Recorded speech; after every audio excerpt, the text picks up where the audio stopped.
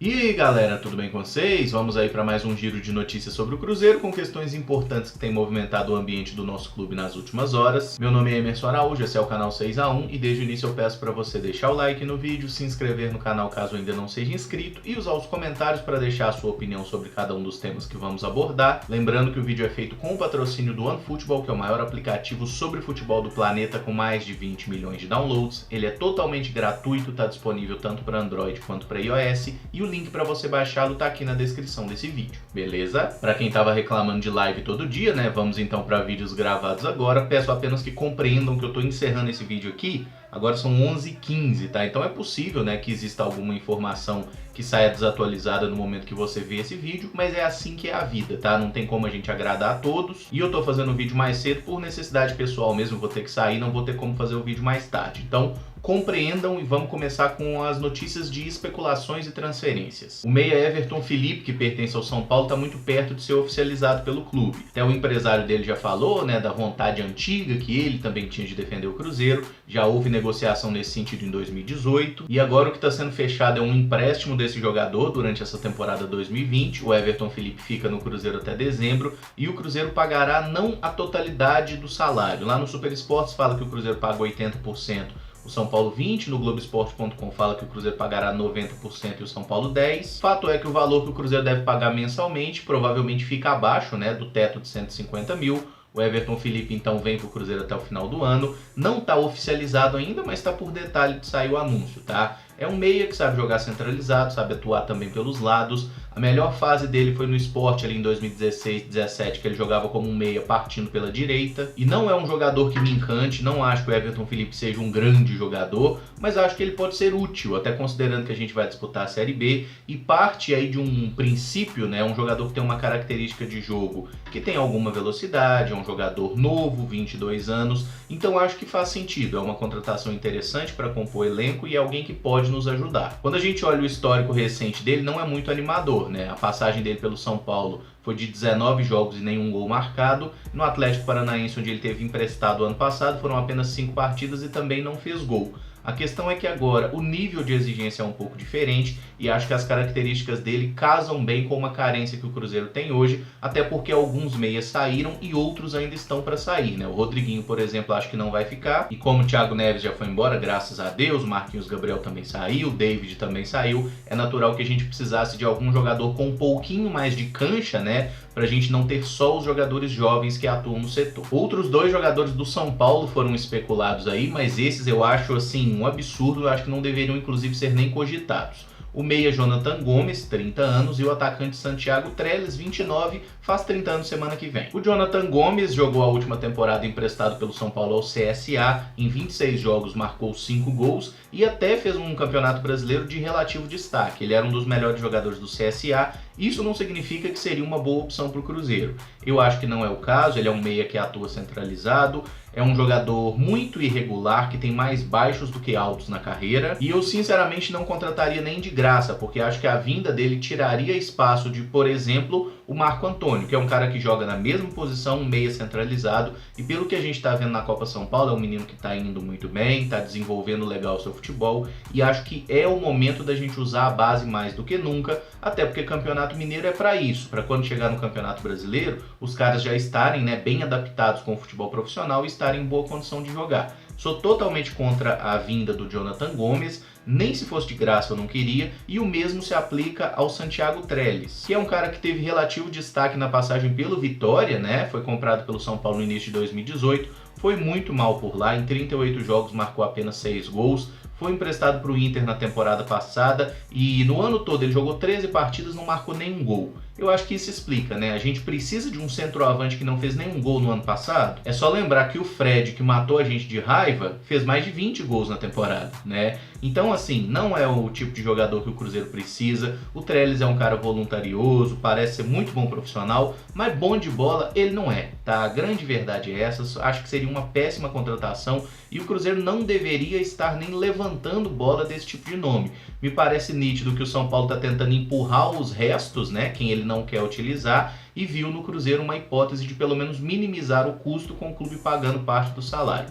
Jonathan Gomes e Santiago Trellis espero que não venham, me parecem péssimos nomes. Falar um pouquinho sobre Ederson, um jogador que entrou na justiça com ação contra o Cruzeiro pelos atrasos de salário, fundo de garantia e demais direitos trabalhistas. Ele teve a primeira ação negada pela justiça, que era um pedido para liberação imediata em caráter de urgência. A justiça negou e marcou para o dia 10 de fevereiro uma reunião, uma audiência conciliatória. Ontem mesmo o Cruzeiro anunciou que pagou os atrasados ao atleta, que seria um montante de aproximadamente R$400 mil, segundo afirmou o Saulo Frois. Só que o fato do clube pagar os atrasados agora não retira a ação na justiça. A ação continua correndo e aí pode rolar um imbróglio muito grande, Aconteceu algo semelhante com o Gustavo Scarpa, quando ele acionou a justiça para sair do Fluminense. O Fluminense foi lá e pagou o salário atrasado dele, o que em tese motivou a ação, mas ainda assim rolou uma confusão na justiça, o cara ficou sem jogar quase um ano e só foi resolvido quando Fluminense, Palmeiras e Scarpa fizeram um acordo e o Fluminense recebeu uma compensação.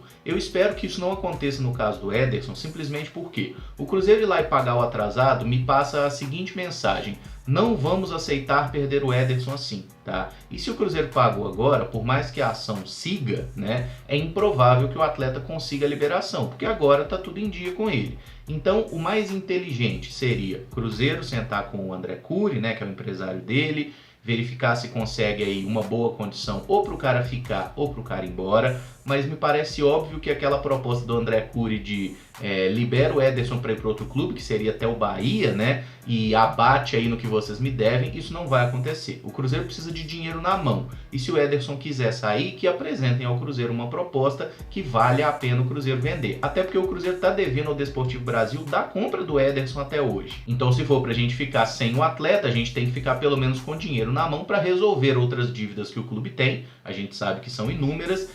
Eu até gostaria que o Ederson ficasse, Eu entendo o caso dele de entrar na justiça, até informaram que ele tinha dado entrada aí no apartamento, e o fato do Cruzeiro não ter pago acabou impactando, o empresário precisou emprestar dinheiro para ele. Enfim, é uma situação complicada, a gente tem que entender o padrão de vida e a exigência de cada um. Eu até gostaria que o Ederson ficasse, mas se ele não quer ficar no Cruzeiro também, não é o Ederson que vai fazer o Cruzeiro maior ou menor, que vá para o meio do inferno e a gente se vire com outros caras. Mas se quer sair, deixa o dinheiro no cofre. O Saulo Frois, que é o presidente aí desse conselho gestor, divulgou algumas medidas que eles tomaram até o momento para tentar lidar com essa crise no Cruzeiro. Me parece ter sido uma ideia interessante fazer isso, porque a gente está reclamando muito da falta de transparência no clube e tinha muita informação desencontrada. E me parece que aquela profissional que trabalhava na comunicação do time de vôlei ter vindo para fazer a comunicação do núcleo transitório aí, já foi nesse sentido, Uma pessoa que virou e falou assim: aqui, vocês podem fazer 1 milhão de coisas, mas vocês têm que comunicar para a torcida o que vocês estão fazendo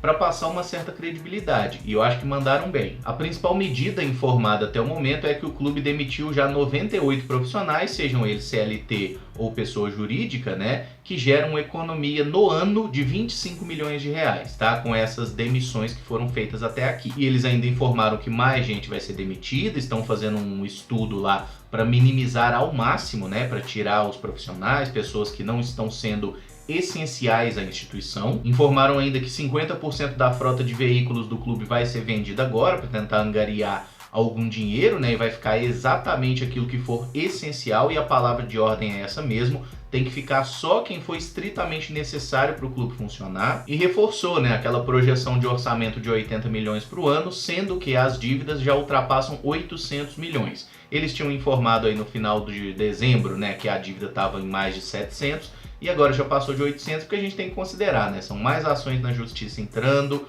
mais juros comendo, Enquanto a gente não conseguiu equacionar a dívida e montar um plano de pagamento, essas dívidas tendem a aumentar mesmo. Tem informação aí de que o clube quitou ontem, parte aí dos salários atrasados dos jogadores jovens para evitar novas ações na justiça. Essa informação não tem muita fonte, muita informação assim, mas até o Samuel Venâncio falou lá na Itatiaia, de que o Pedro Lourenço agora, que saiu do conselho gestor, ele está ajudando até mais do que estava ajudando quando fazia parte. E torço muito para que seja verdade, para que realmente a gente tenha conseguido evitar que novas ações na justiça existam, pelo menos por parte dos jogadores jovens, porque eles são de fato a grande esperança do Cruzeiro não apenas em campo, mas também na parte financeira, né, gerar aí uma boa grana com vendas. E no vídeo ontem, né, na live, eu até falei sobre o Pedro Lourenço, que pô, aqueles 6 milhões que ele gastou na compra do Orejuela não poderiam ter sido utilizados para regularizar a situação dos jogadores jovens e tal. Falei que isso seria uma prioridade. Aí teve gente lá nos comentários falando,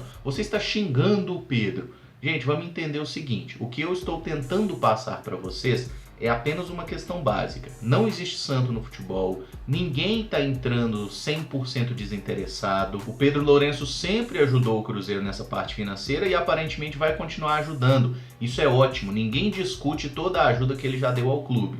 Agora, o que eu fiz um questionamento foi só apenas sobre uma prioridade. É mais importante comprar um jogador para emprestar ou é mais importante regularizar salário para não perder ativos mais valiosos ainda, né, que podem sair de graça? É essa a questão que eu proponho a vocês. E essa questão de tratar qualquer pessoa como salvador da pátria, ficar endeusando dirigente, pelo amor de Deus, gente, vamos ficar esperto. Será que a gente não está aprendendo nada? Por mais que o Pedro Lourenço me pareça ser uma pessoa correta, vamos manter sempre um pezinho atrás com qualquer pessoa que esteja no clube?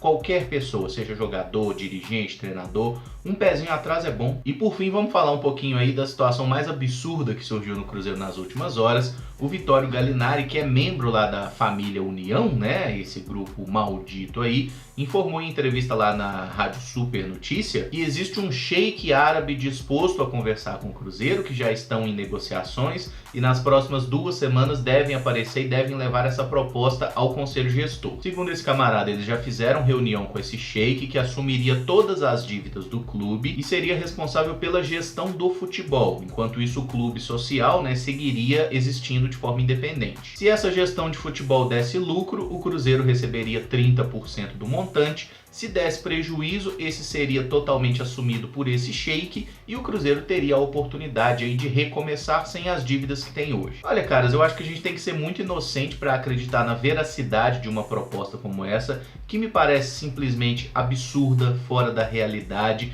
E vamos tentar entender quem é Vitório Gallinari, né? Ele é membro da família União, o grupo de Wagner Pires, de Tair Machado, esses caras que destruíram o Cruzeiro de todas as formas que poderiam e parecem imbuídos em acabar com o pouquinho que restou. E eu não sei de que cu de mula tiraram essa ideia, mas claramente não tem nada de verdadeiro nisso, simplesmente pelo fato de que o Gallinari se mostrava extremamente nervoso na hora de explicar as coisas, parecia que estava inventando um negócio na hora e não sabia falar nem de que país que é o camarada, o tal do sheik, né, de qual lugar que viria essa grana. Enfim, é lero-lero. Me parece papo de maluco para tentar vender a ideia para parte da torcida que essa família União está buscando algo bom para o Cruzeiro, que não fizeram, tá? Tiveram 2 anos lá como presidentes, mandando no clube, e a única coisa que fizeram foi pegar uma dívida de 300 e levar para 800 milhões. Se serviram do clube de todas as formas que poderiam e agora querem meter esse papinho aí. Pelo amor de Deus, gente, sabe? Claramente não tem nada de verdadeiro nisso. E eu vou tratar essa história como um devaneio, a menos que apareçam com a porra do tal do sheik, com o dinheiro, com as garantias bancárias e com as provas de que realmente existe isso. Como não vai aparecer, esqueçam essa ideia, o Cruzeiro vai ter que se virar com a força da torcida, com as suas próprias pernas, porque não vai ter milionário nenhum, sheik nenhum salvando a gente não. Ah, Emerson, mas e se for verdade? Se for verdade, só vem, irmão, tá? O Cruzeiro tá tão fudido que a gente não tem condição de ficar recusando ajuda, seja de onde vier. A questão é, não existe a menor hipótese disso ser verdade, hein? Pelo amor de Deus, sabe? Nossa, é sério mesmo? Nós vamos cair nessa? Sheik árabe pra cima de mim? Bom, galera, eu vou encerrar o vídeo por aqui. Se gostou, deixa o like, se inscreve no canal caso ainda não seja inscrito e usa os comentários aí para deixar a sua opinião. Entendam essa necessidade de fazer o vídeo mais cedo hoje, mas amanhã a gente tá de volta aí provavelmente com mais um giro de notícias, porque o Cruzeiro tá tendo muita coisa acontecendo todo dia, tá bom? Muito obrigado então por acompanhar, um abraço e até o próximo vídeo. Valeu!